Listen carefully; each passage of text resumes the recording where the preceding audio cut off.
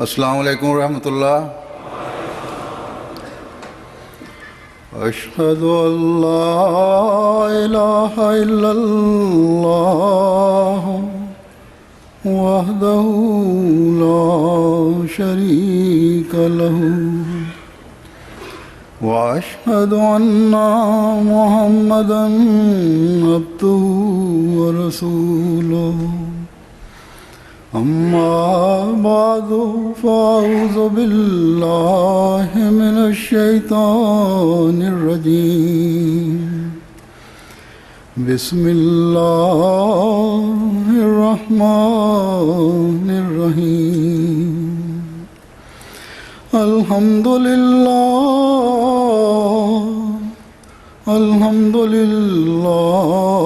رب العالمین الرحمن الرحیم مالک یوم الدین۔ ایاک نعبد و ایاک نستعین۔ اہدنا الصراط المستقیم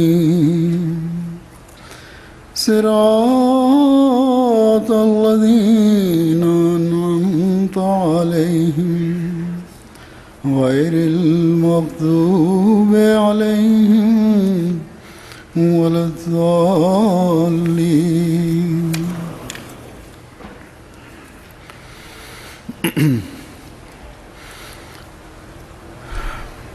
اللہ تعالیٰ کے فضل سے اس وقت جلسے کا یہ رسمی افتتاح ہو رہا ہے، آغاز ہو رہا ہے۔ رسمی طور پر اس لیے کہ ہم آج کے خطبے جمعہ کو بھی جلسے کا حصہ سمجھتے ہیں، اور بڑی کوشش کر کے اس میں شامل ہونے کے لیے اس ملک میں رہنے والے احمدی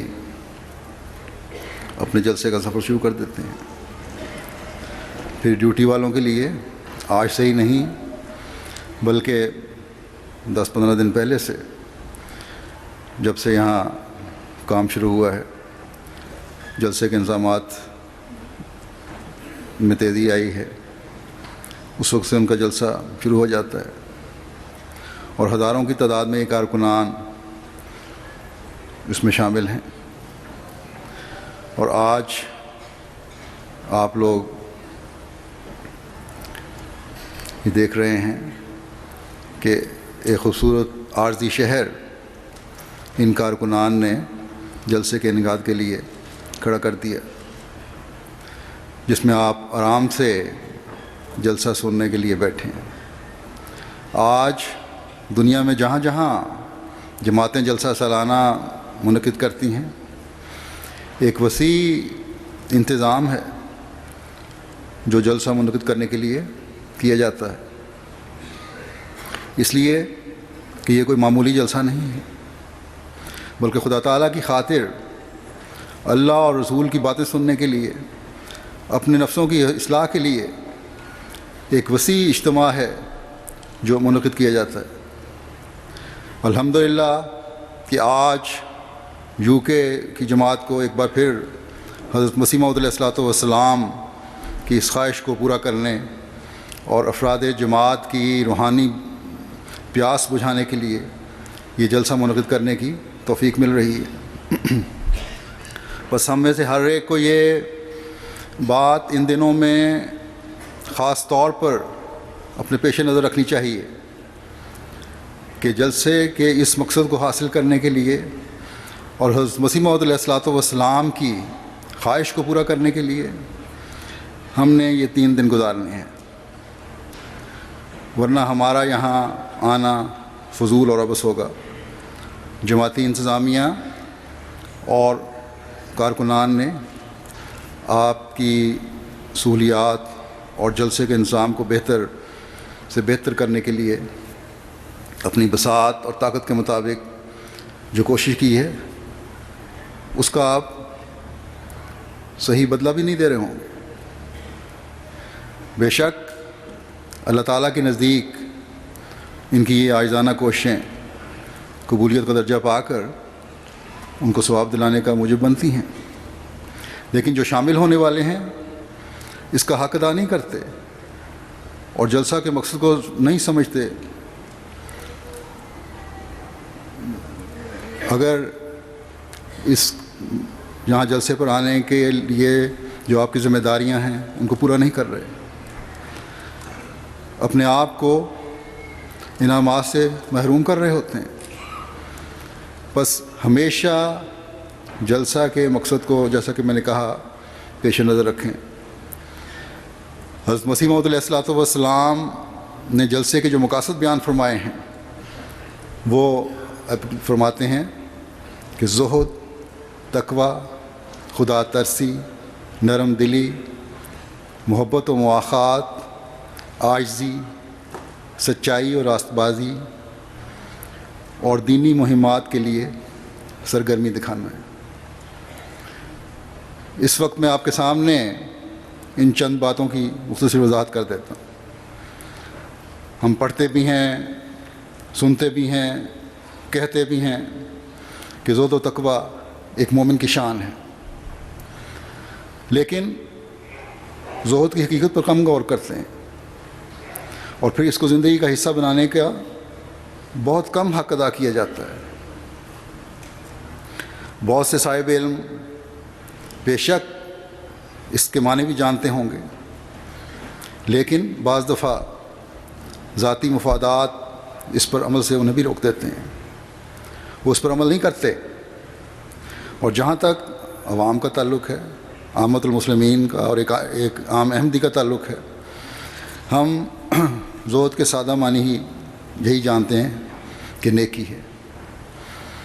لیکن امام الزمان، جنہوں نے اس زمانے میں خدا تعالیٰ کی مدد اور تائید سے نئے زمین و آسمان پیدا کرنے ہیں اور کیے ہیں، وہ جب اپنے ماننے والوں کو کسی امر کی طرف توجہ دلاتے ہیں تو انہیں ان روحانی خزانوں کی طرف توجہ دلانا چاہتے ہیں جو نیکیوں کے اعلیٰ معیار حاصل کرنے سے ملتے ہیں اور جن کے حصول سے بندہ خدا تعالیٰ کا قرب حاصل کرنے والا بن جاتا ہے. دنیاوی خزانے تو خدا تعالیٰ کے قرب کی ضمانت نہیں، لیکن یہ روحانی خزانے وہ ہیں جو انسان کی بقا کے بھی ضامن ہیں اور اللہ تعالیٰ کے قرب کی بھی ضمانت ہیں. لیکن یہ روحانی خزانے وہ اس کو ملتے ہیں جو ان کو پانے کے لیے پھر اپنی مقدور پر کوشش بھی کرتا ہے.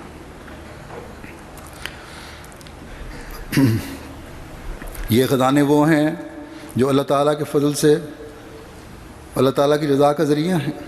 بس جب ہم گہرائی میں جا کر آپ کی تحریرات اور ارشادات کو پڑھتے اور سنتے ہیں اور ان پر غور کرتے ہیں اور ان پر عمل کرنے کی کوشش کرتے ہیں تو اپنے آپ کو نئے روشن راستوں پر چلتا ہوا دیکھتے ہیں. جیسا کہ میں بتا رہا تھا کہ آپ نے فرمایا کہ جلسے میں آ کر زہد پیدا کرو، اور زہد کیا چیز ہے اس کے معنی آپ کے سامنے پیش کرتا ہوں. زہد کا مطلب ہے کہ ہر قسم کے جذبات کو قربان کرنا، اپنی دلی خوشی سے کسی دعوے سے دستبردار ہونا، مستقل مزاجی سے کسی بری چیز سے نہ صرف صرف نظر کرنا بلکہ اسے رد کرتے چلے جانا، دنیا کی خواہش نہ کرنا،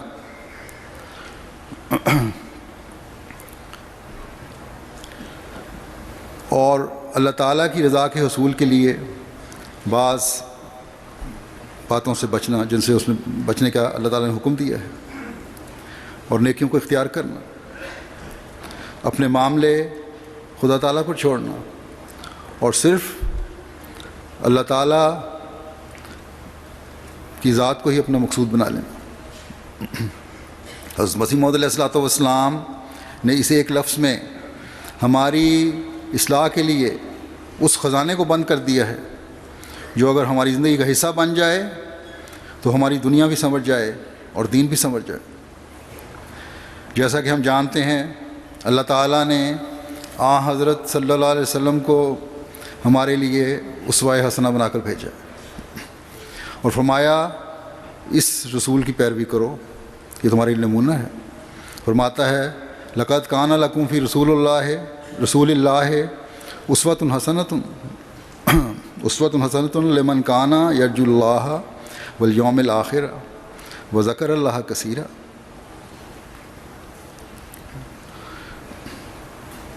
تمہارے لیے، ان لوگوں کے لیے جو اللہ اور یوم آخرت سے ملنے کی امید رکھتے ہیں اور اللہ کا بہت ذکر کرتے ہیں، اللہ کے رسول میں ایک اعلیٰ نمونہ ہے، اس لیے اس کی پیروی کرو۔ جب ہم آپ کی زندگی پر نظر ڈالتے ہیں تو زہد کا کیا نمونہ نظر آتا ہے؟ اب زہد کے معنوں سے بظاہر یہ لگتا ہے کہ دنیا میں کوئی دلچسپی ہی نہ ہو، لیکن حضرت صلی اللہ علیہ وسلم کا یہ بھی ارشاد ہے کہ اسلام میں رہبانیت نہیں ہے۔ آپ نے یہ بھی فرمایا کہ حلال کو اپنے اوپر حرام کر لینا اور اپنے مال کو ضائع کر دینے کا بھی زہد سے کوئی واسطہ تعلق نہیں ہے۔ اگر کوئی اپنے مال کی پرواہ نہیں کرتا، اسے ضائع کر دیتا ہے، دنیاوی جھمیلوں سے فرار حاصل کر کے جنگلوں میں چلا جاتا ہے، رشتوں کے حقوق کی ادائیگی سے بچتا ہے، تو یہ بھی زہد کے خلاف ہے۔ فرمایا زہد یہ ہے کہ دنیا میں رہتے ہوئے جذبات کی قربانی خدا کی خاطر کی جائے۔ اگر کوئی حق چھوڑنا بھی ہے تو خدا کی رضا کے حصول کے لیے چھوڑنا ہے۔ دنیا کی خواہشات کو اللہ کی رضا کے حصول میں روکنا بننے دینا، یہ زہد ہے۔ دولت کو دین کی سربلندی کے لیے خرچ کرنا اور حقوق العباد کے لیے خرچ کرنا، یہ زہد ہے۔ اگر دولت کمائے گا ہی نہیں تو دین اور حقوق العباد کے لیے خرچ کس طرح کرے گا؟ اللہ تعالیٰ کے فضل سے ایسے احمدی بھی ہیں جو کروڑوں کماتے ہیں اور اپنے لیے گزارا کی رقم رکھ کر کروڑوں کی مالی قربانی کرتے ہیں۔ مجھے لکھتے ہیں کہ فلاں کام میں اتنے منافع کی امید ہے اور میں نے عہد کیا ہوا ہے کہ وہ تمام منافع جو کروڑوں میں ہے کسی جماعتی منصوبے کے لیے دے دینا ہے۔ بس یہ خوبصورتی آج جماعت احمدیہ میں ہے کہ اس میں ایسے لوگ بھی ہیں جن کی دنیا کی بے رغبتی دنیا سے دور بھاگ کر نہیں ہے، بلکہ دنیا میں رہتے ہوئے اپنی جائز خواہشات کو کم کر کے اللہ کے راستے میں یہ دنیا رکھ دیتے ہیں۔ یہ وہ زہد ہے جو حضرت مسیح موعود علیہ الصلوۃ والسلام ہم میں پیدا کرنا چاہتے ہیں۔ یہ وہ زہد ہے جو اسلام ہمیں سکھاتا ہے۔ حضرت مسیح موعود علیہ السلام ایک جگہ فرماتے ہیں کہ دین اور دنیا ایک جگہ جمع نہیں ہو سکتے سوائے اس حالت کے جب خدا چاہے تو کسی شخص کی فطرت کو ایسا سعید بنائے کہ وہ دنیا کے کاروبار میں پڑھ کر بھی اپنے دین کو مقدم رکھے۔ ایسے شخص بھی دنیا میں ہوتے ہیں۔ چنانچہ ایک شخص کا ذکر تذکرۃ الاولیاء میں ہے کہ ایک شخص ہزارہ روپیہ کے لین دین کرنے میں مصروف تھا۔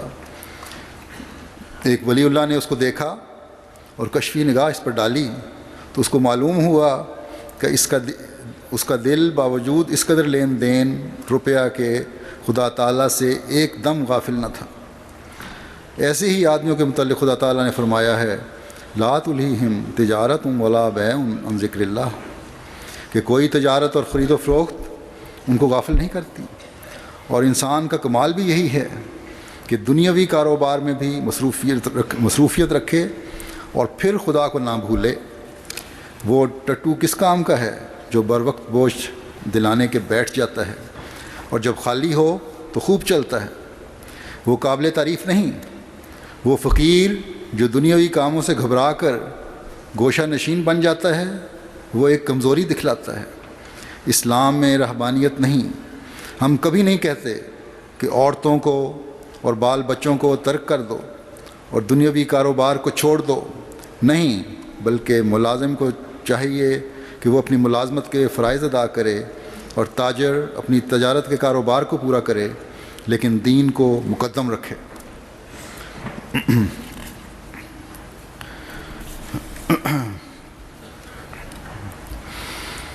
پھر ہم دیکھتے ہیں کہ حضرت صلی اللہ علیہ وسلم نے اپنے اہل بیت سے کس طرح زہد کے معیار قائم کروائے۔ جب فتوحات ہوئیں اور سونے چاندی اور مال غنیمت کی فراوانی ہوئی تو پھر بھی ان کو خدا تعالیٰ کی رضا کے حصول کی طرف توجہ دلائی اور دنیاوی مال غریبوں میں تقسیم کر دیا۔ حضرت فاطمہ رضی اللہ تعالیٰ عنہا نے عرض کی، میرے آقا اور میرے جان سے پیارے باپ، آپ کے پاس غلام آئے ہیں، آپ تقسیم کر رہے ہیں، تو ایک مجھے بھی عطا فرما دیں کہ چکی پیس پیس کر میرے ہاتھوں میں گٹے پڑ گئے ہیں، پانی کا مشکیزہ اٹھا اٹھا کر کمر پر نشان پڑ گئے ہیں۔ آپ نے یہ سن کر فرمایا کہ میری پیاری بیٹی، وہ تو تجھ سے پہلے ہی، ایک تو پہلی بات یہ ہے کہ تجھ سے پہلے ہی مستحق لوگوں میں تقسیم ہو گئے ہیں، دوسرے یہ کہ تمہیں میں ایک ایسی بات بتاتا ہوں جو تمہیں اللہ تعالیٰ کے قریب کر دے اور دنیا سے بے رغبت کر دے گی، کہ تم سوتے وقت 11 دفعہ اللہ اکبر، 11 مرتبہ الحمدللہ اور 11 مرتبہ سبحان اللہ پڑھا کرو۔ بس اللہ تعالیٰ کی بڑائی کو بیان کرنا اور غور کرنا، اللہ تعالیٰ کی حمد کرنا اور غور کرنا، اللہ تعالیٰ کی تسبیح کرنا اور غور کرنا، اس وقت جب دنیاوی کاموں سے فارغ ہو کر انسان سونے لگے، یقیناً اللہ تعالیٰ کا قرب دلانے والا بن جاتا ہے، بجائے اس سوچ کے کہ آج میں نے یہ دنیاوی کام کیے ہیں، یہ فائدے اٹھائے ہیں اور صبح یہ فائدے اٹھانے ہیں، یا میں تو آج دنیاوی چیزوں سے محروم رہا ہوں، ان چیزوں سے کس طرح ان کو حاصل کرنا ہے، یہ طریقے سوچتا رہے اور سو جائے۔ اللہ کو یاد کر کے سوئے اور دن ایمان پر رہتے ہوئے گزرنے پر شکر اور حمد کرے، تو یہ زہد ہے۔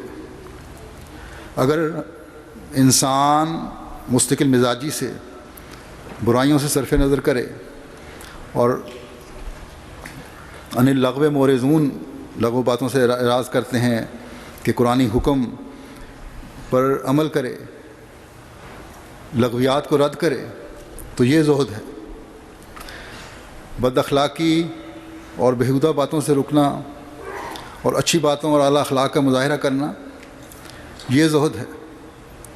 اپنی اناؤں کو دور پھینک کر صلح کی بنیاد ڈالنا، آپس کی رنجشوں کو دور کرنا، یہ زہد ہے۔ اللہ تعالیٰ کی رضا کے حصول کے لیے آپس میں محبت، بھائی چارے اور سلام کو فروغ دینا، یہ زہد ہے۔ بس انسان کا ہر عمل جب اللہ تعالیٰ کی رضا کے حصول کے لیے ہو تو پھر یہ عبادت بن جاتا ہے، اور یہی زہد ہے۔ بس حضرت مسیح موعود علیہ السلام نے فرمایا ہے کہ ان کاموں میں سے یہ ایک کام ہے جس کے لیے جلسہ منعقد کیا جاتا ہے، تاکہ تمہارے اندر یہ حالت پیدا کی جائے کہ اپنی دنیا کو دین بنا لو اور خدا تعالیٰ کی رضا کا ذریعہ بنا لو۔ یہاں آ کر اپنے اندر وہ روحانی گرمی پیدا کرو جو دنیا کی خاطر دنیا کی خواہشات کو جلا دے اور دین کے تابع ہو اور دین کی خاطر دنیا کمانے کی روح پیدا کرے اور اسے سیکل کرے۔ بس یہ تو ایک مقصد ہوا جس کو میں نے یہاں ذکر کیا ہے۔ دوسری اہم بات بتائی کہ جلسہ پر آئے ہو تو اس کا فائدہ تبھی ہے جب تقویٰ پیدا ہو۔ حضرت مسیح موعود علیہ السلام نے ایک مصرع ترتیب دیا کہ ہر ایک نیکی کی جڑ یہ اتقاء ہے، اس پر اللہ تعالیٰ کی طرف سے الہاماً یہ مصرع نازل ہوا کہ اگر یہ جڑ رہی سب کچھ رہا ہے۔ قرآن کریم میں تقوی پر چلنے اور اس کے حوالے سے بے شمار احکامات ہیں۔ حضرت مسیح موعود علیہ الصلوۃ والسلام جو حضرت صلی اللہ علیہ وسلم پر اتری ہوئی تعلیم اور کتاب کی حکومت کو دنیا میں قائم کرنے کے لیے آئے ہیں، انہیں اللہ تعالیٰ نے یہ فرمایا کہ تقوی جو دنیا کی بنیاد ہے، جو دین کی بنیاد ہے اور جس کے گرد تمام قرآنی احکامات گھومتے ہیں، اگر انسان اس کو پکڑ لے تو حقیقی مومن بنتا ہے۔ اس لیے اپنے ماننے والوں کو بھی بتا دو کہ اگر حقیقی مومن بننا ہے تو یہ تقوی ہی ہے جس کی جڑ دلوں میں قائم کرنی۔ اگر یہ قائم ہو گئی تو سمجھ لو کہ تم نے اپنے مقصد پیدائش کو حاصل کر لیا۔ نیکیاں بھی وہی فائدہ دیں گی جو تقوی پر بنیاد رکھتے ہوئے ہوں، عبادتیں بھی وہی کام آئیں گی جن کی بنیاد تقوی پر ہو۔ اور تقوی یہ ہے کہ تمام چھوٹے بڑے گناہوں سے اللہ تعالیٰ کا خوف رکھتے ہوئے بچنا، اور یہی اصل نیکی ہے۔ کسی نے ایک نیکی کے کرنے والا اگر نیکی کر کے اپنے آپ کو نیک سمجھنے لگ جائے تو وہ نہ ہی نیکیوں میں ترقی کر سکتا ہے، نہ تقوی کے اس معیار پر پہنچ سکتا ہے جس پر اللہ اور اس کا رسول ہمیں دیکھنا چاہتے ہیں۔ تقوی کی ایک جگہ اللہ تعالیٰ نے یہ نشانیاں بتائی ہیں، سورہ بقرہ کی آیت ہے۔ اللہ فرماتا ہے لیس البر ان تولوا وجوہکم قبل المشرق والمغرب ولکن البر من آمن باللہ والیوم الآخر والملائکۃ والکتاب والنبیین وآت المال علی حبہ ذوی القربى والیتامى والمساکین وابن السبیل والسائلین وفی الرقاب واقام الصلاۃ وآت الزکاۃ والموفون بعہدہم اذا عہدوا والصابرین فی الباساء والضراء وحین الباس اولئک الذین صدقوا واولئک هم المتقون۔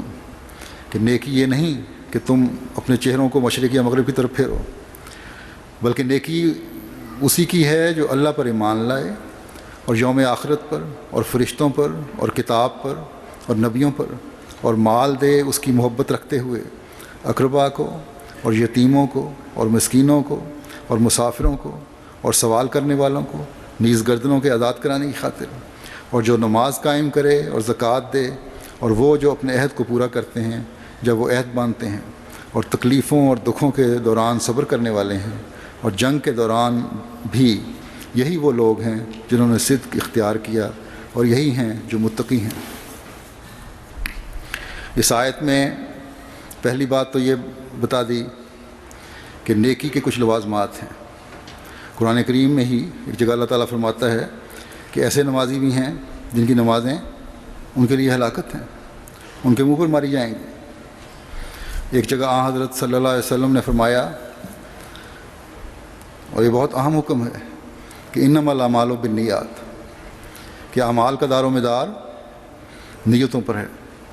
بس یہ ایک اصولی بات ہے کہ حقیقی نیکی وہی ہے جو اس نیت سے کی جائے کہ خدا تعالیٰ کا خوف دل میں رکھتے ہوئے کرنی ہے، اور اس اصول کو سامنے رکھتے ہوئے کی گئی نیکی خدا کی مخلوق کے فائدے کے لیے ہوگی، نہ کہ نقصان پہنچانے کے لیے۔ اگر ایک طرف تو یہ زوم ہو کہ ہم بہت نمازیں پڑھنے والے اور مسجدوں میں جمع ہونے والے ہیں، اور دوسری طرف جیسا کہ آج کل پاکستان اور دنیا کے بعض ممالک میں مساجد میں ہو رہا ہے کہ احمدیت کے خلاف زہر اگلا جا رہا ہے، خدا کے نام پر عبادت کے لیے آنے والے، یہ نام نہاد عبادت کے لیے آنے والے حضرت مسیح موعود علیہ الصلوۃ والسلام اور احمدیوں کے خلاف اپنے نام نہاد علماء کی دشنام ترازیاں نمازوں کے بعد یا پہلے سنتے ہیں۔ تو ایسے امام بھی اور ایسی نمازیں بھی بے شک قبلہ رو ہو کر تو پڑھی جاتی ہیں، قبلہ رو ہو کر تو کھڑے ہیں یہ لوگ، لیکن اللہ کے نزدیک یہ نیکی نہیں ہے۔ کیونکہ دوسروں کے جذبات سے کھیلا جا رہا ہے، دوسروں کی جانوں سے کھیلا جا رہا ہے۔ اللہ تعالیٰ نے یہ حکم نہیں دیا، سارے قرآن کریم میں ایک جگہ بھی نہیں ہے کہ تم میری مخلوق پر ظلم کرو، انسانی قدروں کی پامالی کرو، ظلم و بربریت کے بازار گرم کرو، وہ نمونے دکھاؤ جو مخالفین انبیاء کا شیوہ ہے۔ بس اللہ تعالیٰ فرماتا ہے کہ ایسے لوگوں کا مسجد میں آنا یا ظاہری طور پر رکوع و سجود کرنا کوئی نیکی نہیں، اس لیے کہ یہ تقویٰ سے دور ہے۔ بس ہم احمدی خوش قسمت ہیں کہ اللہ تعالیٰ نے ہمیں ایسے لوگوں کی صف سے باہر کر دیا۔ بس حقیقی نیکی کی تلاش ایک مومن کا خاصہ ہے، اور یہ پیدا ہوتی ہے اخلاص اور سوز و گداز کے ساتھ، اللہ تعالیٰ کے حضور کیے گئے رکوع و سجود سے، نہ کہ ظلم و بربریت کی منصوبہ بندی سے۔ حقیقی نیکی اور تقویٰ پیدا ہوتی ہے ذکر الہی اور اللہ تعالیٰ کی عبادت سے، جس میں نفس کی ملونی نہ ہو۔ حقیقی نیکی اور تقویٰ نام ہے مخلوق خدا سے ہمدردی اور ان کے حق کی ادائیگی کا۔ حقیقی تقویٰ پر چلنے والا غریبوں، یتیموں اور بے کسوں کی محبت میں ترقی کرتا ہے، نہ کہ ان کے حقوق کی پامالی۔ بہرحال اللہ تعالیٰ فرماتا ہے کہ روحانیت میں اگر ترقی چاہتے ہو اور نیکیوں کی حقیقت اگر سمجھنا چاہتے ہو تو ایمان باللہ میں ترقی کرو۔ دوسری بات کہ یوم آخرت پر ایمان تقویٰ کی طرف رہنمائی کرتا ہے۔ فرشتوں پر ایمان بھی ایک حقیقی مسلمان کا کہ ایمان کا حصہ ہے۔ پھر کتاب پر ایمان ہے اور نبیوں پر ایمان ہے۔ اب کسی کا یہ کہنا کہ ہم الحمدللہ ہم مسلمان ہیں، ہم ان ارکان پر ایمان لانے والے ہیں، اس کو تقویٰ کی راہوں پر نہیں چلا دیتا۔ جب تک ایک حقیقی مومن اپنے ایمان کی حالت کا عملی اظہار نہ کرے، اور اس عملی حالت کا اظہار یہ ہے کہ وہ آت المال علی حبہ، کہ مال اس کی محبت رکھتے ہوئے خرچ کرے۔ آج کل کے مادی زمانے میں خاص طور پر ضروریات بھی مختلف نوع ہو چکی ہیں اور خواہشات بھی بڑھ چکی ہیں۔ اب محبت رکھتے ہوئے خرچ کرنے کے بھی کئی معنی ہیں، لیکن بہرحال یہاں میں کچھ بیان کرتا ہوں۔ خواہشات بڑھ چکی ہیں انسان کی، اس پر مستضاد یہ کہ ٹی وی، میڈیا، سڑکوں پر اشتہارات انسان کی توجہ نئی نئی ایجادات اور سہولتوں کی طرف کرواتے ہیں، اور ہر کوئی خواہش کرتا ہے کہ یہ بھی میرے پاس ہو اور یہ بھی میرے پاس ہو، اور وسائل محدود ہوتے ہیں۔ اب یہاں مال کے خرچ کی ترجیح دیکھنی ہوگی۔ اگر تو مال کی محبت اور اپنی ذاتی ترجیحات مال کو خدا تعالیٰ کی راہ میں خرچ کرنے میں روک بن گئی تو انسان تقویٰ سے دور ہو گیا۔ بعض ایسے بھی ہوں گے جن کے وسائل محدود نہیں، لیکن مال کی محبت انہیں اپنے مال کو اللہ تعالیٰ کی راہ میں خرچ کرنے سے روک رہی ہوتی ہے۔ پھر بعض دفعہ انسان اپنا مال کسی نیک کام میں خرچ تو کر دیتا ہے، لیکن چٹی سمجھ کر کرتا ہے۔ یہ خرچ بھی مجبوری کا خرچ ہے۔ اللہ تعالیٰ فرماتا ہے کہ تقویٰ کے حصول کے لیے اللہ کی راہ میں خرچ کرنا خوش دلی سے ہونا چاہیے، تاکہ نہ کہ کسی سیکٹری مال یا عہدیدار کے مجبور کرنے پر، بلکہ ایک حقیقی مومن کے دل میں یہ تڑپ ہوتی ہے کہ ایک شوق ہوتا ہے کہ وہ خدا تعالیٰ کی راہ میں خرچ کرے، اور مال خرچ کر کے اسے خوشی اور لذت محسوس ہوتی ہے۔ آج اللہ تعالیٰ کے فضل سے جماعت احمدیہ میں ایسے ہزاروں افراد، مرد اور خواتین ہیں، بلکہ بچے بھی ہیں، جو اپنا مال دلی خوشی سے اللہ تعالیٰ کی رضا کے حصول کے لیے خرچ کرتے ہیں، بغیر توجہ دلانے پر خود آ کر پیش کرتے ہیں۔ بلکہ کئی بچے میرے پاس آتے ہیں اور بتاتے ہیں کہ ہم نے اپنے جیب خرچ کی تمام رقم فلاں مد میں دے دی ہے یا فلاں مد میں دینا چاہتے ہیں۔ تو یہ ایمانی حالت ہے جو اللہ تعالیٰ کے فضل سے جماعت میں نظر آتی ہے۔ اس آیت میں بعض ان چیزوں کی طرف بھی اللہ تعالیٰ نے توجہ دلا دی جہاں خرچ کرنا ہے، کہ اقربا پر، یتیموں پر، مسکینوں پر، مسافروں پر، سوال کرنے والوں پر، اور گردنوں کے آزاد کروانے یعنی غلامی اور ناجائز قید سے نکالنے والوں کے لیے بھی خرچ کرو۔ پھر دینی ضروریات کے لیے مالی قربانی کی بھی اور جگہ توجہ دلائی گئی ہے، دینی ضروریات کے لیے خرچ کرو مال کی محبت ہوتے ہوئے۔ اور یہ خوبصورتی آج صرف جماعت احمدیہ میں ہے کہ ہر کام کے لیے منظم طور پر مالی قربانی کی وصولی اور خرچ کا انتظام کیا جاتا ہے۔ جلسہ پر جب لوگ آتے ہیں تو پھر ایک نئی روح کے ساتھ اس قربانی میں بھی حصہ لیتے ہیں، اور یہ تقویٰ میں ترقی کا باعث ہے۔ پھر ایک بہت اہم کام کی طرف توجہ دلائی گئی ہے کہ تمہاری روحانی ترقی کے لیے تمہاری عبادت کی عملی حالت جو نماز کے قیام کی صورت میں ہے اس پر توجہ دو، اور اقامت الصلاۃ جہاں نماز با جماعت کا قیام ہے وہاں اپنی توجہ خالص اللہ تعالیٰ کی طرف رکھتے ہوئے نمازوں کی ادائیگی کرو۔ پہلے میں نے مثال دی کہ ایسی نمازیں بھی ہیں جو الٹائی جاتی ہیں کیونکہ وہ اللہ تعالیٰ کی تعلیم پر عمل کرنے والوں کی نمازیں نہیں ہیں۔ اگر نماز میں خیالات منتشر ہوتے بھی ہیں تو اقامت الصلاۃ کا مطلب یہ ہے کہ انہیں بار بار توجہ سے اللہ تعالیٰ کی عبادت پر مرکوز کرنے کی کوشش ہونی چاہیے، اور جب بہت سارے لوگ ہوں اور نیکیوں کے حصول کی طرف توجہ ہو، جس طرح ہم یہاں جلسے پہ جمع ہوتے ہیں، نمازوں کی لذت کی طرف پھر توجہ ہو، تو پھر ہر ایک کے دل میں بھی خیال آتا ہے کہ اور آنا چاہیے کہ میں بھی ان نیکی کرنے والوں اور عبادت کرنے والوں میں شامل ہو جاؤں۔ ایک دوسرے کے نمونے دیکھے جاتے ہیں۔ اکثر لوگ بعد میں خط لکھتے ہیں کہ جلسے پر ہمیں عبادت کا خاص لطف آیا اور ایک خاص ماحول تھا جس سے ہمیں بڑا فائدہ ہوا۔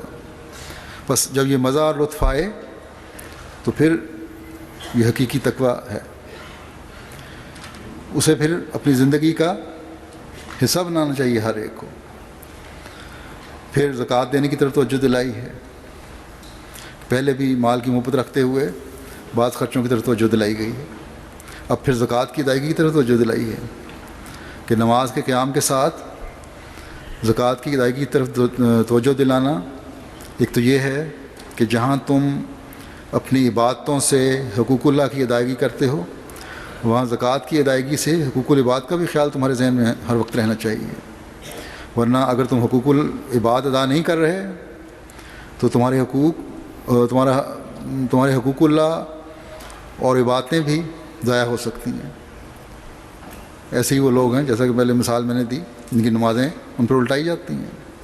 اس لیے حضرت مسیح علیہ الصلوۃ والسلام نے فرمایا ہے کہ بعض اوقات حقوق العباد حقوق اللہ سے بڑھ جاتے ہیں، کہ اگر حقوق العباد کی ادائیگی نہیں ہے تو حقوق اللہ بھی بے فائدہ ہے، کیونکہ اللہ تعالیٰ کی تعلیم تو یہ ہے کہ اس کے بندوں کے بھی حقوق ادا کیے جائیں۔ دوسرے، دوبارہ زکوٰۃ کی صورت میں مال کی قربانی کی طرف توجہ دلائی کہ پہلی تو توئی قربانی تھی کہ تم مال کی محبت نہ رکھتے ہوئے وہ کرو، لیکن چند لوگوں کی خدمت کر کے یا چند ایک کو مالی مدد کر کے صدقہ دے کر جو تم نے کر لی ہے، یہ تو یہ نہ سمجھو کہ اب ہمیں لازمی چندوں کی ضرورت نہیں ہے اور مالی قربانیوں کی ضرورت نہیں ہے، زکوٰۃ کی ادائیگی کی ضرورت نہیں ہے۔ زکوٰۃ دینا تو لازمی چیز ہے، ہر صاحب مال پر اس کی ادائیگی بہرحال فرض ہے۔ پہلی مالی قربانی تو لوگوں کی ضروریات پوری کرنے کے لیے اپنے طور پر بھی دی جا سکتی ہیں جیسا کہ میں نے کہا، لیکن یہ مالی قربانی جماعتی طور پر کرنی لازمی ہے تاکہ منظم رنگ میں بھی بیت المال کا نظام قائم ہو اور جماعتی سطح پر بھی جماعتی جہاں حقوق العباد ادا ہو رہے ہوں وہاں جماعتی ضروریات بھی پوری ہوں۔ بس اللہ تعالیٰ نے ہر طرح سے ایک مومن کی تقویٰ کے اعلیٰ معیاروں کے حصول کی طرف رہنمائی فرما دی، اور پھر اس کے بعد اپنے عہدوں کو پورا کرنے کی طرف توجہ دلائی۔ اس میں ہر طرح کے عہد شامل ہیں۔ ایک وہ معاہدے جو لوگوں کے درمیان ہوتے ہیں، چاہے وہ کاروباری معاہدے ہیں یا آپس کے معمولی معاہدات ہیں، ان کا پاس کرنا، ان کو پورا کرنا ضروری ہے اگر حقیقی متقی بننا چاہتے ہو۔ اور پھر یہی نہیں، ایک تقوی پر چلنے کے والے کے لیے ملکی قانون کی پاسداری بھی ضروری ہے، سوائے اس کے کہ وہ اللہ تعالیٰ کے حکموں سے ٹکرانے والا ہو، جیسا کہ پاکستان میں بعض قانون ایسے بنے ہوئے ہیں جماعت کے خلاف جو ہمیں ہمارے مذہبی شعائر کی ادائیگی سے روکتے ہیں۔ یہ قانون کی پاسداری جو ہے یہ بھی ایک شہری کا فرض ہے اور ایک عہد کی پابندی ہے کہ وہ اپنے معاشرے اور ملک کی بہتری کے لیے کام کرے گا۔ اسی طرح ایک عہد دین پر عمل کرنے کا عہد ہے، اور ایک احمدی اس عہد کو کئی مرتبہ مختلف موقعوں پر دہراتا ہے، اور یہ عہد کی پابندی بھی تقویٰ سے قریب لانے والی ہے۔ پھر تکلیفوں اور دکھوں میں صبر کرنا، صبر بھی ایک بہت بڑا خلق ہے، اس کی طرف اللہ تعالیٰ نے توجہ دلائی ہے، اور جو اللہ تعالیٰ کی خاطر صبر کرتے ہیں اللہ تعالیٰ نے انہیں بہت بشارتیں دی ہیں۔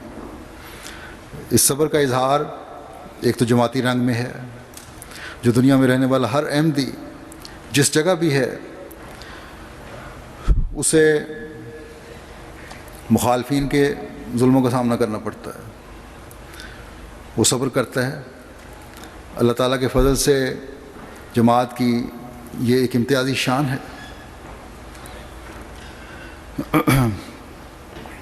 جو دنیا کے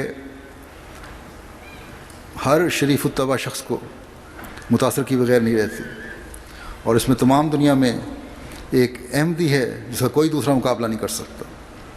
نعرہ تکبیر، نعرہ تکبیر، حضرت محمد مصطفیٰ غلام احمد کی اسلام احمدیت، نعرہ تکبیر۔ لیکن آپس کے معاملات میں جو صبر کی بھی بہت زیادہ اہمیت ہے، اور اس کی بہت ضرورت ہے۔ جلسے کے دنوں میں اللہ تعالیٰ سے اس صبر کے حصول کی بھی بہت دعا کرنی چاہیے۔ اللہ تعالیٰ نے فرمایا کہ جن باتوں کا اس آیت میں بیان ہوا ہے اگر ایک مومن ان پر عمل کرے گا تو وہ یقیناً صدق و وفا کے ساتھ تقویٰ پر چلنے والا ہے۔ یہ چند باتیں میں نے تقویٰ کے حوالے سے مختصر ذکر کی ہیں۔ اللہ تعالیٰ نے قرآن کریم میں بے شمار جگہ تقویٰ کی وضاحت مختلف رنگ میں فرمائی ہے۔ بس ایک حقیقی مومن کا کام ہے کہ حقیقی تقویٰ کے حصول کی کوشش کرے، جس کے لیے حضرت مسیح موعود علیہ الصلوۃ والسلام نے جلسے کا انعقاد فرمایا تھا۔ اور حقیقی تقویٰ جیسا کہ میں نے بتایا ہے یہ ہے کہ ہر چھوٹے بڑے گناہ اور برائی سے اللہ تعالیٰ کا خوف رکھتے ہوئے بچنا۔ پھر حضرت مسیح موعود علیہ الصلوۃ والسلام نے فرمایا کہ جلسے کا ایک مقصد خدا ترسی پیدا کرنا بھی ہے۔ خدا ترسی یا خدا سے ڈرنا بھی اس وقت ہوتا ہے جب ہر عمل خدا تعالیٰ کی رضا کی خاطر ہو یا تقویٰ دل میں پیدا ہو۔ پھر حضرت مسیح موعود علیہ الصلوۃ والسلام نے فرمایا کہ جلسے کا ایک مقصد نرم دلی پیدا کرنا بھی ہے۔ اگر یہ پیدا نہیں ہوتی تو بے مقصد ہے جلسے پر آنا۔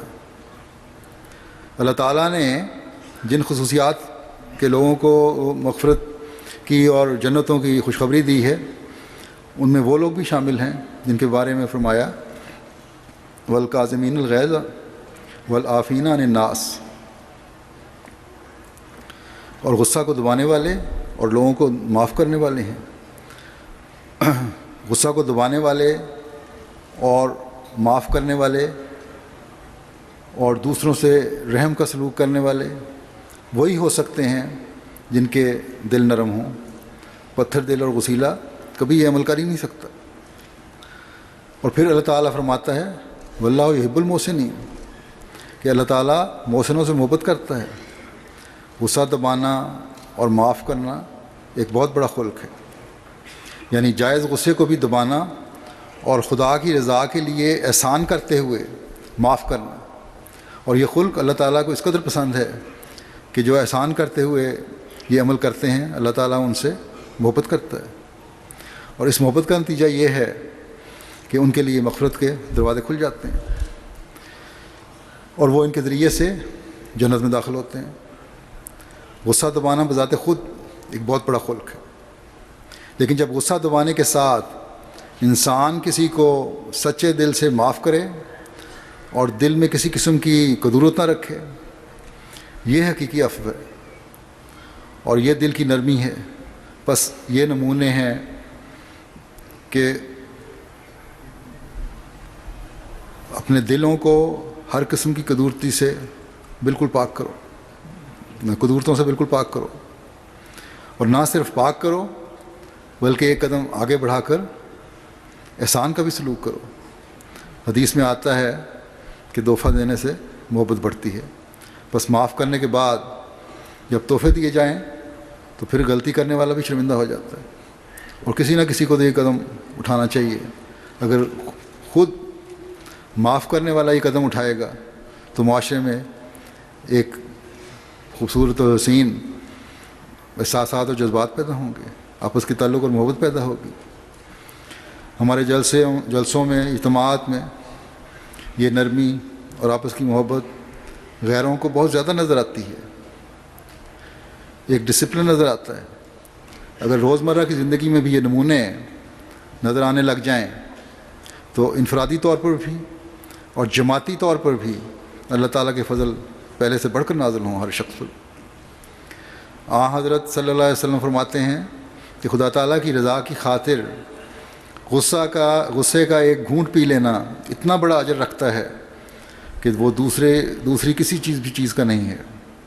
ایک مرتبہ آپ سے کسی نے درخواست کی کہ کوئی نصیحت فرمائیں تو آپ نے کئی مرتبہ دہرایا کہ غصہ میں مت آؤ، غصہ میں مت آؤ. حضرت عائشہ فرماتی ہیں کہ حضرت صلی اللہ علیہ وسلم نے اپنی ذات کے لیے کبھی کسی سے انتقام نہیں لیا. ہمارے سامنے اس خلق کے اظہار کے صحابہ کیا نمونے تھے. اس کی ایک مثال پیش کرتا ہوں. حضرت مسیح موعود علیہ السلام نے بھی اس کو بیان فرمایا ہے کہ ایک دفعہ حضرت امام حسین کے غلام سے غلطی ہو گئی. آپ نے اس غلام کو سزا دینے کے لیے بڑھے یا تیز نظر سے دیکھا. اس نے فوراً کہا الکاظمین الغیظ. یہ سن کر حضرت امام حسین نے کہا ٹھیک ہے، میں نے غصے کو دبا لیا. یہ سن کر اس غلام نے کہا والعافین عن الناس کہ لوگوں سے درگزر کرنے والے بھی ہوتے ہیں جو غصے کو دبانے والے ہیں. اعلیٰ اخلاق تو اللہ تعالیٰ نے یہ بتائے ہیں کہ پوری رضامندی کے ساتھ معاف کیا جائے. اس پر حضرت امام حسین نے کہا تو اس سے ایسے ہی عفو کا سلوک میں نے کیا، میں نے معاف کیا تجھے. پھر اس نے کہا واللہ یحب المحسنین، یعنی اللہ تعالیٰ کے محبوب وہ ہوتے ہیں جو عفو کے بعد پھر اس سے بڑھ کر نیکی کرتے ہیں. آپ نے فرمایا جا میں نے تجھے آزاد کر دیا. بس اللہ تعالیٰ کا محبوب بننے کے لیے یہ نمونے اختیار کرنے پڑتے ہیں کہ اللہ کے نام پر دلوں میں نرمی پیدا ہوتی ہے. اصل مقصود اپنی اناؤں کی تسکین نہیں، اپنے بدلے لینا نہیں، بلکہ اللہ تعالیٰ کی رضا ہے. اور یہی ایک مومن کا شیوہ ہے.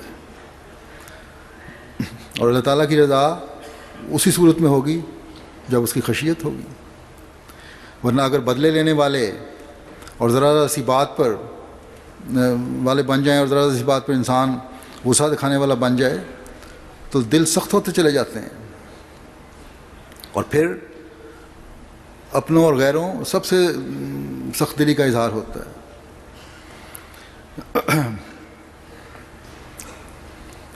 ایک مجمع میں جہاں بہت سی ایسی باتیں ہوتی ہیں جو تکلیف کا باعث ہوتی ہیں یا ہو سکتی ہیں، ایسے موقعوں پر عفو اور نرم دلی کا اظہار ایک مومن کی شان ہے۔ حضرت مسیح موعود علیہ السلام نے فرمایا کہ یہاں آئے ہو تو یہ خلق بھی اپنے اندر پیدا کرو اور اس کے معیار بڑھاؤ۔ بعض دفعہ یہاں بھی آتے ہیں لوگ، بعض پرانی رنجشیں ہوتی ہیں جن کی وجہ سے آپس میں تو میں ہو جاتی ہے اور لڑائیاں بھی ہو جاتی ہیں، تو جلسے کے ماحول کو پھر جلسے کا ماحول اس سے متاثر ہوتا ہے۔ اس لیے ہمیشہ یاد رکھیں کہ یہ خلق جو ہے ایک احمدی کے اندر بہت زیادہ ہونا چاہیے۔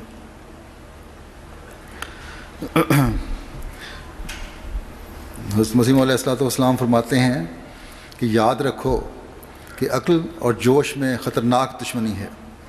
جب جوش اور غصہ آتا ہے تو عقل قائم نہیں رہ سکتی، لیکن جو صبر کرتا ہے اور بردباری کا نمونہ دکھاتا ہے اس کو ایک نور دیا جاتا ہے جس سے اس کی عقل و فکر کی قوتوں میں ایک نئی روشنی پیدا ہو جاتی ہے، اور پھر نور سے نور پیدا ہوتا ہے۔ غصے اور جوش کی حالت میں چونکہ دل و دماغ تاریک ہوتے ہیں، اس لیے پھر تاریکی سے تاریکی پیدا ہوتی ہے۔ پھر آپ نے فرمایا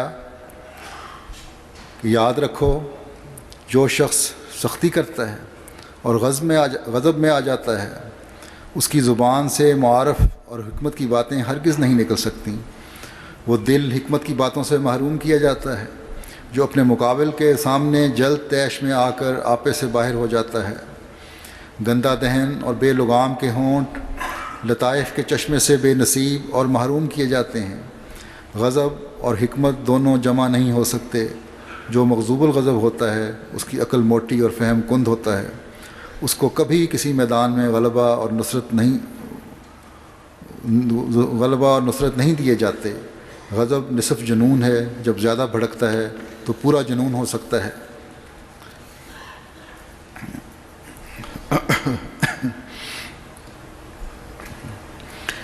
اور پھر صرف غصہ کو دبانا ہی نرم دلی نہیں ہے، بلکہ دوسروں کی تکلیف دیکھ کر، پریشانیوں میں مبتلا دیکھ کر ان کے لیے ہمدردی کے جذبات دل میں آنا، ان کے مدد کے لیے آگے آنا، یہ وہ ہمدردی اور دل کی نرمی کے جذبات ہیں جو ایک مومن کا حصہ ہیں اور جو ایک مومن میں پیدا ہونے چاہیے۔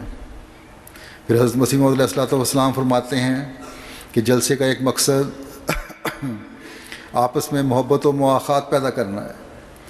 مومنوں کی یہ خوبی اللہ تعالیٰ نے یہ بیان فرمائی ہے کہ رحماء بینہم کہ آپس میں بے انتہا رحم کرنے والے ہیں۔ آپس کا رحم محبت و پیار میں بڑھاتا ہے۔ جب دونوں طرف سے اس وصف کا اظہار ہو رہا ہو تو لازمی نتیجہ اس کا یہ نکلے گا کہ محبت و پیار بڑھے گا، بھائی چارے کی فضا قائم ہوگی۔ حضرت مسیح موعود علیہ السلام نے ایک جگہ فرمایا کہ تم آپس میں ایسے ہو جاؤ جیسے ایک ماں کے پیٹ سے دو بھائی، یعنی یہ رحم کا رشتہ رحمی رشتہ بن جائے۔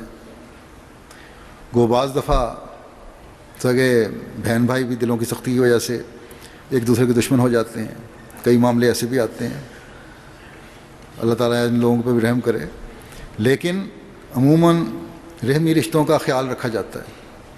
بہرحال حضرت مسیح موعود علیہ السلام نے فرمایا کہ جب دلوں کی نرمی تمہارے اندر پیدا ہو جائے تو عفو اور حسن سلوک سے آگے ترقی کرو اور رحماء بینہم کے نظارے دکھاؤ۔ دلوں کی نرمی میں ایک دوسرے کے لیے رحم کے جذبات موجود ہوں، پیار، محبت، اخوت اور بھائی چارے کی فضا قائم ہو، اور یہ اس لیے کہ حقیقی مومن ہمیشہ یبتغون فضل من اللہ و رضوانہ کی کوشش میں رہتے ہیں۔ وہ اللہ تعالیٰ کے فضلوں اور اس کی رضا کے بھوکے ہوتے ہیں، ان کے رکوع اور سجود جہاں اس مقصد کے حصول کے لیے ہوتے ہیں، وہاں وہ آپس کی محبت اور رحم کے سلوک بھی ایک دوسرے سے اللہ تعالیٰ کی رضا کے حصول کے لیے کر رہے ہوتے ہیں۔ حضرت صلی اللہ علیہ وسلم نے فرمایا، حضرت ابو ہریرہ روایت کرتے ہیں کہ اللہ قیامت کے دن فرمائے گا کہ کہاں ہیں وہ لوگ جو میرے جلال اور میری عظمت کے لیے ایک دوسرے سے محبت کرتے تھے؟ آج جب کہ میرے سائے کے سوا کوئی سایہ نہیں، میں انہیں اپنے سایہ رحمت میں جگہ دوں گا۔ بس یہ مقام ہے آپس میں محبت اور مواخات قائم کرنے والے کا۔ یہی وہ بات ہے جو بندے کا خدا تعالیٰ سے تعلق جوڑنے کا باعث بنتی ہے۔ کون بد نصیب ہے جو چاہے گا کہ میں اللہ تعالیٰ کے سایہ رحمت سے محروم رہوں، اس میں نہ آؤں؟ یقیناً کوئی عقل و شعور والا انسان ایسا سوچ بھی نہیں سکتا جس کو خدا تعالیٰ پر یقین اور ایمان ہو۔ بس دیکھیں اللہ تعالیٰ کس کس طرح اپنے بندوں پر احسان کر رہا ہے۔ لیکن اگر ہم ذرا ذرا سی بات پر اس رحم اور اخوت کے رشتے کو توڑنے لگ جائیں تو بدبختی نہیں تو اور کیا ہے۔ ایسے لوگوں کو سوچنا چاہیے جو اپنی رنجشوں اور لڑائیوں کو مہینوں اور سالوں پر منتج کر دیتے ہیں۔ حضرت مسیح موعود علیہ الصلوۃ والسلام نے اپنی بعثت کے مقاصد میں سے ایک یہ بھی بیان فرمایا ہے کہ آپس کی محبت و اخوت کو قائم کرو، تاکہ ایک ایسی جماعت قائم ہو جو محبت و اخوت کی مثال ہو۔ اور اس لیے آپ نے جلسہ سالانہ کے مقاصد میں سے ایک محبت و مواخات رکھا ہے، جس کے پیدا کرنے کے لیے ہم میں سے ہر ایک کو بھرپور کوشش کرنی چاہیے۔ آپس کی رنجشوں اور ناراضگیوں کو خدا تعالیٰ کی رضا کے حصول کے لیے ختم کرنا چاہیے، تاکہ جہاں ہم ذاتی طور پر روحانیت میں ترقی کرنے والے بنیں، وہاں جماعتی ترقی میں بھی حصہ دار بن رہے ہیں۔ پھر ایک اعلیٰ خلق جس کی طرف آپ نے ہمیں توجہ دلائی وہ عاجزی ہے۔ یہ خلق بھی اس وقت نکھرتا ہے جب لوگوں سے واسطہ پڑتا ہے۔ انسان بے شک اپنی عاجزی کے دعوے کرتا رہے کہ میں آپ کا خادم ہوں، بندہ ناچیز ہوں، بے شک یہ کہتا پھرے، لیکن جب موقع آئے تو پھر تکبر اور بڑائی عود کر آتی ہے۔ تو یہ ایک مومن کا شیوہ نہیں ہے۔ قرآن کریم میں اللہ تعالیٰ فرماتا ہے وَعِبَادُ الرَّحْمَٰنِ الَّذِينَ يَمْشُونَ عَلَى الْأَرْضِ هَوْنًا وَإِذَا خَاطَبَهُمُ الْجَاهِلُونَ قَالُوا سَلَامًا، کہ اور رحمان کے بندے وہ ہیں جو زمین پر فروتنی کے ساتھ چلتے ہیں، اور جب جاہل ان سے مخاطب ہوتے ہیں تو جواباً کہتے ہیں سلام۔ بس یہ ہے ایک حقیقی مومن کی خاصیت جو عباد الرحمن بننا چاہتا ہے، کہ عام حالات میں بھی ان کی حالتوں سے عاجزی ٹپکتی ہے، اور جب ایسے لوگوں سے واسطہ پڑتا ہے جو جاہل ہیں، جذبات کو انگیخت کرنا چاہتے ہیں، تب بھی یہ عاجزی کی حالت قائم رہتی ہے۔ کسی کی عاجزی کا اسی وقت صحیح پتہ چلتا ہے جب اس کے جذبات کو انگیخت کیا جائے، بھڑکایا جائے، جب مقابلے کی صورت پیدا ہو۔ حضرت مسیح موعود علیہ الصلوۃ والسلام نے ایسے ہی ایک موقع پر حق کو سمجھتے ہوئے اللہ تعالیٰ کی رضا کی خاطر جب مقابلے سے دستبرداری کی تو اللہ تعالیٰ نے آپ کو فرمایا کہ تیری عاجزانہ راہیں اس کو پسند آئیں۔ بس یہ وہ عاجزی اور عاجزانہ راہیں ہیں جو ہر احمدی کے لیے نمونہ ہیں، اور ان کو اپنانا چاہیے، کہ جھوٹی غیرت اور اناؤں سے بچنے کے لیے بچتے ہوئے رحمان خدا کے حقیقی عبد کا اظہار کرتے ہوئے جاہلوں کے مقابل پر عاجزی ہی دکھانی ہے، بجائے برائی کا جواب برائی سے دینے کے۔ ان کی اصلاح کی کوشش نرمی اور حکمت سے کی جائے۔ اگر پھر بھی اصلاح نہیں کرتے تو بجائے توتکار اور غیرت میں آنے کے جس سے فساد بڑھے، سلام کر کے ان سے کنارہ کشی اختیار کر لی جائے۔ یہ بات کوئی معمولی بات نہیں ہے، بہت بڑی بات ہے اپنے جذبات پر قابو پانا۔ ہمیشہ یاد رکھیں کہ یہ تکبر، بڑائی اور جھوٹی غیرت ہی ہے جو لڑائیوں کو طول دیتی ہے، اس لیے اس کا ثواب بھی اللہ تعالیٰ نے بہت دیا ہے۔ یہاں رحمان خدا کے بندے کہہ کر یہ نصیحت کی گئی ہے کہ اگر اللہ تعالیٰ جو تمام بڑائیوں کا مالک ہے، بہت بڑا ہے، وہ اپنی رحمانیت دکھاتے ہوئے تمہیں معاف کرتا ہے، تمہارے سے درگزر کرتا ہے، کتنی باتیں تم سے سرزد ہو جاتی ہیں جن سے وہ صرف نظر کرتا ہے، تو تم جو اس کے عاجز بندے ہو اپنے عاجزی کے اظہار اپنی رویوں سے کرو تاکہ پتہ لگے کہ تم عبد رحمان ہو، تاکہ اللہ تعالیٰ کی رحمانیت سے زیادہ حصہ لے سکو۔ عام حالات میں بھی نہایت عاجزی سے اللہ تعالیٰ کی مخلوق کو فائدہ پہنچانے کی تلاش میں رہو، کسی تکبر اور بڑائی کے اظہار کے لیے نہیں، بلکہ مخلوق سے سچی ہمدردی کی وجہ سے۔ اور جب جذبات کو بھڑکایا جائے تب بھی صلح صفائی کی بنیاد ڈالتے ہوئے امن قائم کرنے کی کوشش کرو۔ اس دوسری جگہ انسانوں کو عاجزی کی طرف توجہ دلاتے ہوئے فرماتا ہے کہ ولا تمشی فی الارض مرحا انک لن تخرق الارض ولن تبلغ الجبال طولا، اور زمین میں اکڑ کر مت چل، نہ ہی تو زمین کو پھاڑ سکتا ہے، نہ پہاڑوں کی بلندی تک تیرا قد پہنچ سکتا ہے۔ گردن اکڑانے اور تکبر سے بلند مقام نہیں ملا کرتے۔ اللہ تعالیٰ فرماتا ہے کہ ہو تو تم اس زمین کے رہنے والے، زمین کی حیثیت کیا ہے؟ کبھی غور کیا اس پہ بھی؟ اس کائنات کو جو ستاروں اور سیاروں کا جرمٹ ہے، اس میں اس زمین کی ایک نقطے کی بھی حیثیت نہیں ہے، اور پھر اس میں بسنے والا انسان، اس کی کیا حقیقت ہے؟ اور پھر انسان جو اپنی بڑائی اور تکبر میں مبتلا ہو جاتا ہے، اس کی حیثیت کیا ہے جس کی وجہ سے وہ اس بڑائی میں مبتلا ہو رہا ہے؟ یہ ایک نقطہ سے جو نقطہ سے بھی چھوٹی جو زمین ہے، یہ لکھا ہوتا ہے کہ ہماری زمین یہیں کہیں ہے، ان نقطوں میں بھی پتہ نہیں لگتا کہ کون سا نقطہ ہے۔ اس کائنات میں جو زمین ہے چھوٹی سی، اس کو بھی تم پھاڑ کر انتہائی گہرائی تک نہیں جا سکتے، زمین کے علوم کی گہرائی تک بھی مکمل رسائی نہیں ہے، تو تکبر کس بات کا ہے؟ تمہاری علمیت، تمہاری بڑائی تمہاری گردنوں کے اکڑانے میں نہیں ہے، بلکہ تمہاری عاجزی میں ہے، اللہ تعالیٰ کی رضا کے حصول میں ہے۔ جسے خدا بلند کرے، حقیقی بلند وہی ہے۔ تمہاری دولت، تمہارے دنیاوی مقام، تمہارے خاندان، تمہاری قوم کسی بڑائی کی علامت نہیں ہے۔ اپنے سامنے ان درختوں کی ٹہنیوں کی مثالیں رکھو جو پھلوں سے لگتی ہیں تو زمین کی طرف جھکتی ہیں، بس بندے کی بھی عاجزی ہے جو اسے خدا کا قرب دلا کر حقیقی بلندیوں تک لے جاتی ہے۔ حضرت مسیح موعود علیہ الصلوۃ والسلام ایک جگہ فرماتے ہیں کہ بدتر بنو ہر ایک سے اپنے خیال میں، شاید کہ اس سے دخل ہو دارالوصال میں۔ بس اصل مقام وہی ہے، خدا تعالیٰ کے قرب کا مقام ہے، اور یہ عاجزی سے ملتا ہے۔ آپ فرماتے ہیں حضرت مسیح علیہ السلام کہ اہل تقویٰ کے لیے یہ شرط تھی کہ وہ غربت اور مسکینی میں اپنی زندگی بسر کرے۔ یہ ایک تقویٰ کی شاخ ہے جس کے ذریعے ہمیں غضب ناجائز کا مقابلہ کرنا ہے۔ بڑے بڑے عارف اور صدیقوں کے لیے آخری اور کڑی منزل غضب سے بچنا ہے۔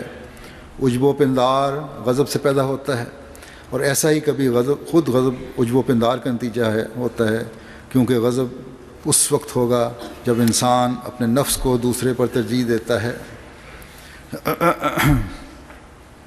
پھر حضرت مسیح علیہ الصلوۃ والسلام فرماتے ہیں کہ سچائی اور راست بازی دکھانا ایک مومن کا ایک حقیقی احمدی کا خاصہ ہونا چاہیے، اور اس کا معیار اللہ تعالیٰ نے کیا قائم فرمایا ہے۔ میں اکثر غیروں کے سامنے جب اسلام کی خوبیاں بیان کرتا ہوں تو دنیا میں انصاف اور عدل قائم کرنے کے لیے راست بازی کی یہ مثال دیتا ہوں جو قرآن کریم میں اللہ تعالیٰ نے ایک مومن کے لیے ضروری قرار دی ہے۔ فرمایا کہ یا ایھا الذین آمنوا کونوا قوامین بالقسط شہداء للہ ولو علی انفسکم او الوالدین والاقربین۔ ان یکن غنیا او فقیرا فاللہ اولیٰ بہما فلا تتبعوا الہوی ان تعدلوا وان تلؤوا او تورثوا فان اللہ کان بما تعملون خبیرا، کہ اے وہ لوگو جو ایمان لائے ہو، اللہ کی خاطر گواہ بنتے ہوئے انصاف کو مضبوطی سے قائم کرنے والے بن جاؤ، خواہ خود اپنے خلاف گواہی دینی پڑے یا والدین اور قریبی رشتہ داروں کے خلاف، خواہ کوئی امیر ہو یا غریب، دونوں کا اللہ نہیں نگہبان ہے۔ بس اپنی خواہشات کی پیروی نہ کرو، مبادہ عدل سے گریز کرو، اور اگر تم نے گول مول بات کی یا پہلو تہی کر گئے تو یقیناً اللہ جو تم کرتے ہو اس سے بہت باخبر ہے۔ بس یہ ہے وہ سچائی کا معیار جو ایک حقیقی مومن کو جس کی نصیحت کی گئی ہے اور اس کو اپنانا چاہیے۔ قرآن کریم کی اس خوبصورت تعلیم کا کسی اور مذہب کی کسی قسم کی تعلیم، کسی اور مذہب کی کوئی تعلیم مقابلہ نہیں کر سکتی۔ حضرت مسیح علیہ السلام ایک جگہ فرماتے ہیں کہ جس قدر راستی کے التزام کے لیے قرآن شریف میں تاکید ہے، میں ہرگز باور نہیں کر سکتا کہ انجیل میں اس کا عشر عشیر بھی تاکید ہو۔ اور حضرت مسیح علیہ السلام نے فرمایا، میں نے ایک بڑی رقم کا انعام مقرر کر کے عیسائی پادریوں کو بھی چیلنج دیا تھا جو اسلام کی اس سچائی کی تعلیم پر اعتراض کرتے ہیں، لیکن کوئی مقابلے پر نہیں آیا۔ آپ فرماتے ہیں قرآن شریف نے دروغ گوئی کو بت پرستی کے برابر ٹھہرایا ہے، جیسا کہ اللہ تعالیٰ فرماتا ہے فاجتنبوا الرجس من الاوثان واجتنبوا قول الزور، یعنی بتوں کی پلیدی اور جھوٹ کی پلیدی سے پرہیز کرو۔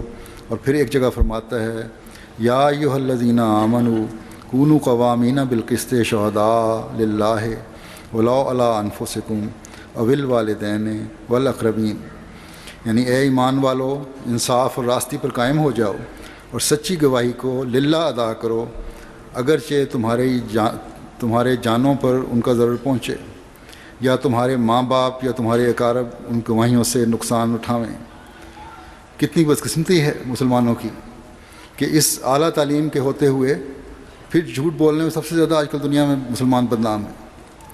اگر یہ معیار سچائی کا قائم ہو جائے دنیا میں ہر جگہ تو امن پیدا ہو جائے، اور ہمارے اندر تو بہت زیادہ جب کہ ہم نے زمانے کے امام کو ماننا ہے، ہمیں تو کوشش کر کے یہ معیار حاصل کرنے ہیں۔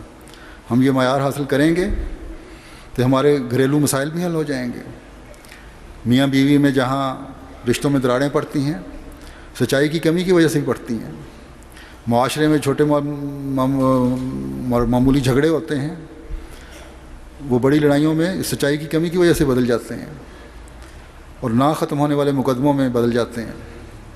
سچائی پر بنیاد ہو تو ابتدا میں ہی ختم ہو جائیں۔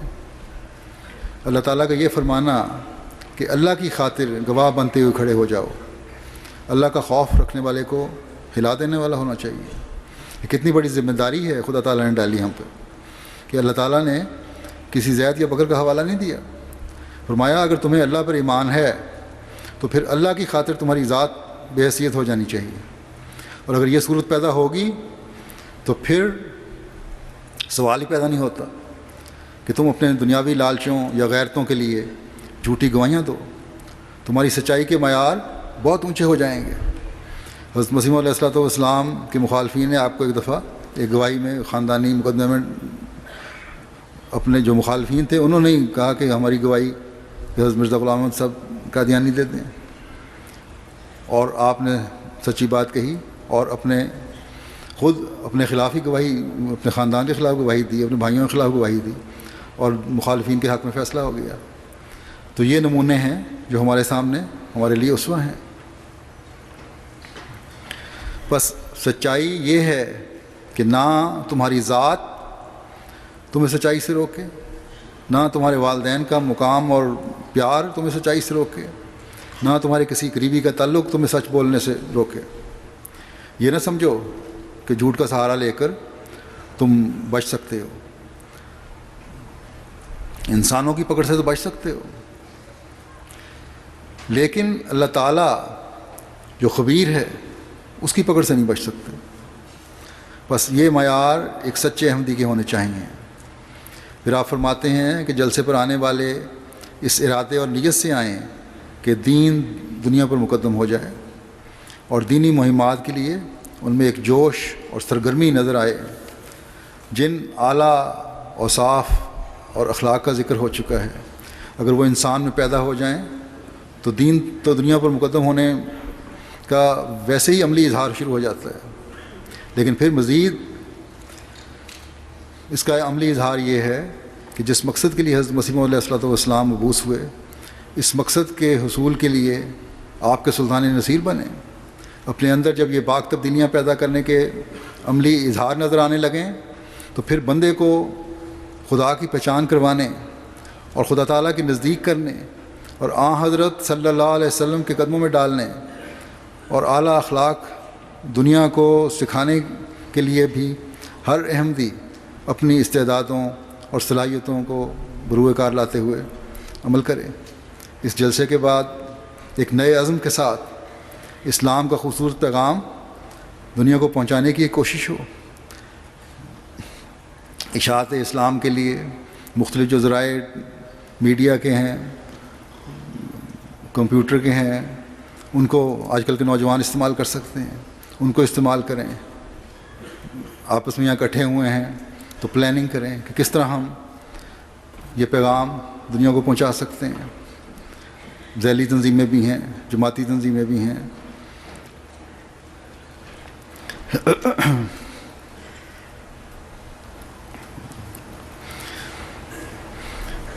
ان دنوں میں جہاں اپنی عملی حالتوں کی طرف دعاؤں پر توجہ ہو، وہاں دنیا کو حضرت صلی اللہ علیہ وسلم کے جھنڈے تلے لانے کے لیے دعائیں بھی ہوں۔ جب اس مجمع کی دعائیں، جس میں مرد بھی شامل ہیں، عورتیں بھی شامل ہیں، بچے بھی شامل ہیں، نوجوان بھی شامل ہیں اور بوڑھے بھی شامل ہیں، جب ان سب کی دعائیں مل کر خدا تعالیٰ تک جائیں گی، عرش تک پہنچیں گی، تو تبلیغ کے میدان میں اللہ تعالیٰ نئے راستے بھی دکھائے گا۔ پھر ہم دیکھیں گے کہ نئے سے نئے راستے بھی اللہ تعالیٰ کی رہنمائی سے ہمیں مل رہے ہیں۔ فتوحات کے نظارے بھی ہم دیکھیں گے انشاءاللہ تعالیٰ۔ میں نے گزشتہ تقریباً 2-3 سال پہلے جماعت کو اس طرح توجہ دلائی تھی کہ جماعت کا تعارف پہلے دنیا کو کرائیں، اور اشتہارات اور لیفلیٹس کے ذریعے سے اللہ تعالیٰ کے فضل سے کام ہوا۔ ابھی جو منسٹر صاحب نے تقریر کی، اس میں بھی ذکر کیا کہ بس پہ تمہارا اشتہار لگا، امن کا پیغام ہے۔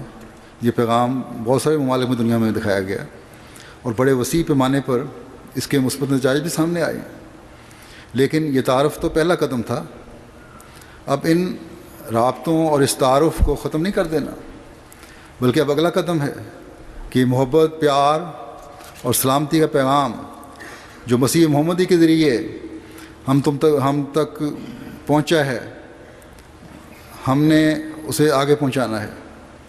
دنیا کے ہر مذہب کے مطابق یہ اس شخص کا پیغام ہے جس نے اس آخری زمانے میں دنیا کی اصلاح کے لیے آنا تھا اور دنیا کو خدا کے حضور لا کر کھڑا کرنا تھا۔ بس اگلا پیغام دنیا کو یہ دینا ہے کہ آؤ اور اس جری اللہ فی حلل الانبیاء کے ساتھ جڑ کر اس کی جماعت میں شامل ہو کر خدا تعالیٰ کی حکومت کو دنیا میں قائم کرو، اور اس شریعت پر قائم ہو جاؤ جو حضرت محمد رسول اللہ صلی اللہ علیہ وسلم پر اتری ہے۔ ہمیں ہمیشہ یاد رکھنا چاہیے کہ یہ کوئی معمولی کام نہیں ہے۔ ہم جو جان، مال، وقت اور عزت کو قربان کرنے کے عہد کرتے ہیں، اس پر حقیقی رنگ میں اپنی تمام تر صلاحیتوں کے ساتھ عمل کیے بغیر ہم دینی مہمات میں حصہ نہیں لے سکتے، اور یہ توفیق بھی اللہ تعالیٰ کے فضلوں کے بغیر نہیں مل سکتی۔ بس ان دنوں میں اس توفیق کے ملنے کے لیے بھی بہت دعاؤں کی ضرورت ہے۔ یہ دعا ہمیں کرنی چاہیے کہ ہم ان بہترین انسانوں میں سے ہو جائیں جو خدا تعالیٰ کی نظر میں بہترین ہیں، جن کی باتیں خدا تعالیٰ کو پسند ہیں، اور یہ وہ لوگ ہیں جن کے بارے میں خدا تعالیٰ فرماتا ہے وَمَنْ أَحْسَنُ قَوْلًا مِّمَّنْ دَعَا إِلَى اللَّهِ وَعَمِلَ صَالِحًا وَقَالَ إِنَّنِي مِنَ الْمُسْلِمِينَ، کہ اور بات کہنے میں اس سے بہتر کون ہو سکتا ہے جو اللہ کی طرف بلائے اور نیک اعمال بجا لائے اور کہے کہ میں یقیناً کامل فرما برداروں میں سے ہوں۔ اللہ تعالیٰ نے بہترین لوگ خدا تعالیٰ کی طرف بلانے والوں کو کہا ہے۔ بس یہ خیال نہ کریں کہ امن اور سلامتی کے پیغام کے لیفلیٹس تقسیم کر دینے کے بعد ہمارا کام ختم ہو گیا ہے، ہم نے ملینز میں تقسیم کر دیے، بہت کچھ ہو گیا، بلکہ اس کے بعد جب کہ آپ نے جماعت کو متعارف کروا دیا ہے دنیا میں، امن اور محبت کا پیغام پہنچا دیا ہے، تو ذمہ داری پہلے سے بہت زیادہ بڑھ گئی ہے۔ ایک تو تبلیغ کے اگلے میدانوں کی تلاش کی ضرورت ہے، دوسرے اپنے عملوں کے وہ نمونے جو دوسرے کی توجہ ہماری طرف کھینچیں وہ دکھانے کی ضرورت ہے۔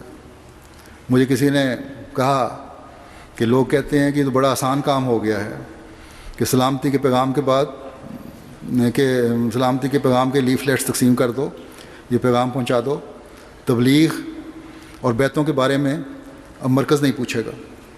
پہلی بات تو یہ ہے کہ مرکز پوچھے نہ پوچھے، اللہ تعالیٰ کی نظر میں اگر بہتر بننا ہے تو اس کام کی طرف ویسے ہی ایک مومن کی خود بخود توجہ ہونی چاہیے۔ دوسرے، اس پیغام کے بعد ایسے بھی لوگ ہوں گے جن کی خود بخود آپ کی طرف توجہ پیدا ہوگی اور ہوتی ہے، اور اس وجہ سے کئی بیتیں بھی ہو رہی ہیں، اور جب لوگوں کی توجہ پیدا ہوگی تو بہرحال ہمارے عملوں اور حالتوں کی طرف بھی لوگ دیکھیں گے۔ اس لیے اللہ تعالیٰ فرماتا ہے کہ تبلیغ کے ساتھ اپنے اعمال کو بھی درست کرنا ضروری ہے، پھر ہی بہترین بن سکو گے، اور تب بھی تمہاری یہ بات کوئی وزن رکھنے والی ہوگی کہ میں کامل فرمانبرداروں میں سے ہوں۔ بس یہاں آ کر علمی اور تربیتی تقاریر سے استفادہ کر کے ایک خاص اثر ماحول کا اپنے دل پر لے کر آپس میں مل بیٹھ کر خدا تعالیٰ کے پیغام کو دنیا میں پھیلانے کی منصوبہ بندی کر کے اس کے لیے اپنی اپنی استعدادوں کے مطابق مال اور وقت کی قربانی دے کر ہی ہم اپنے مقاصد کو حاصل کر سکتے ہیں، اور ان مقاصد کو حاصل کرنے کی کوشش کرنی چاہیے۔ ورنہ اگر یہ نیت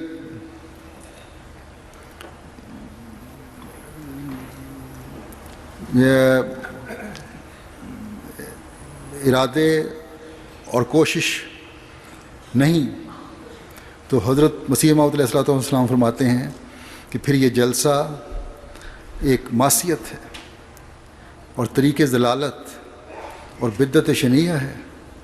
دیکھیں کس قدر سخت تنبیہ ہے۔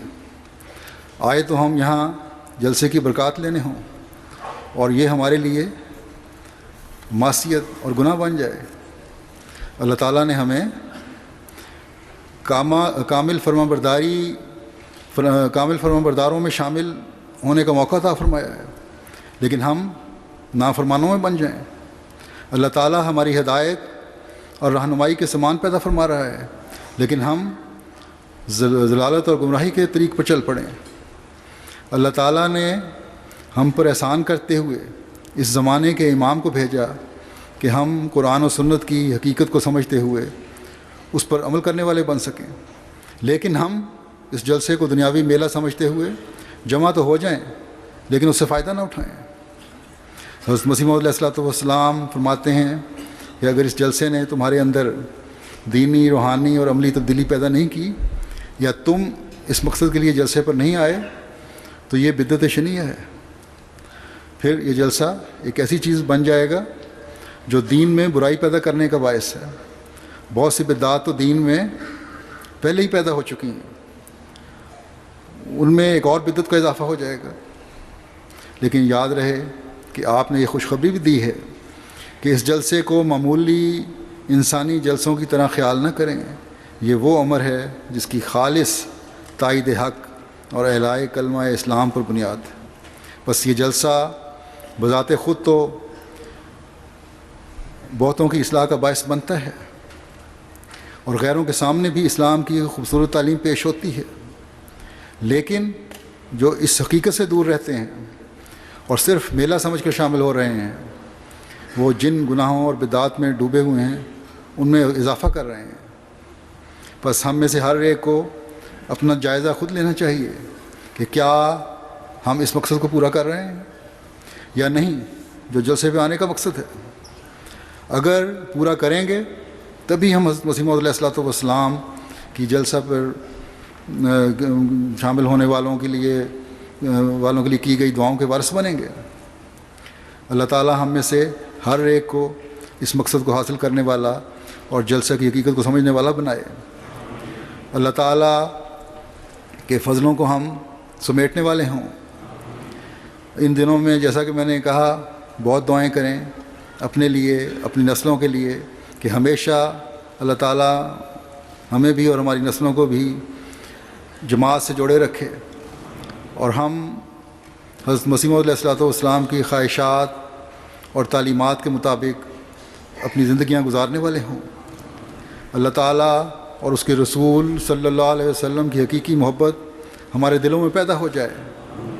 جہاں اپنی زبان میں اپنے لیے دعائیں کریں وہاں مسنون دعائیں بھی کریں اور درود بھی زیادہ سے زیادہ پڑھیں. بلکہ ان دنوں میں درود کو خاص طور پر اپنی تمام دعاؤں پر حاوی کر لیں کہ دل کی گہرائی سے نکلا ہوا درود تمام دعاؤں کی قبولیت کا ذریعہ بن جاتا ہے. دشمنان احمدیت کے بد ارادوں اور منصوبوں سے اللہ تعالیٰ کی پناہ میں آنے کے لیے بہت دعائیں کریں. اللہ تعالیٰ دشمن کا ہر شر ان پر الٹا دے. ہر احمدی اپنی حفاظت اور ہر احمدی کو اپنی حفاظت اور پناہ میں رکھے اور یہ جلسہ ہر لحاظ سے اپنی برکتوں کو سمیٹتا ہوا اپنے اختتام کو پہنچے. آئندہ بھی ہر کارروائی اللہ تعالیٰ کی خاص حفاظت میں ہو. اب دعا کر لیں.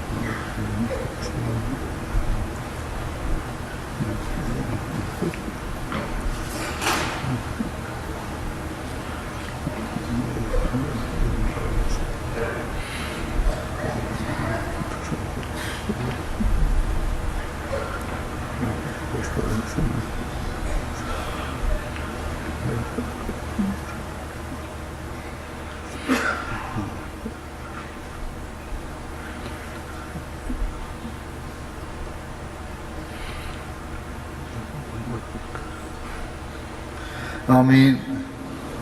السلام علیکم ورحمۃ اللہ. نعرہ تکبیر، نعرہ تکبیر.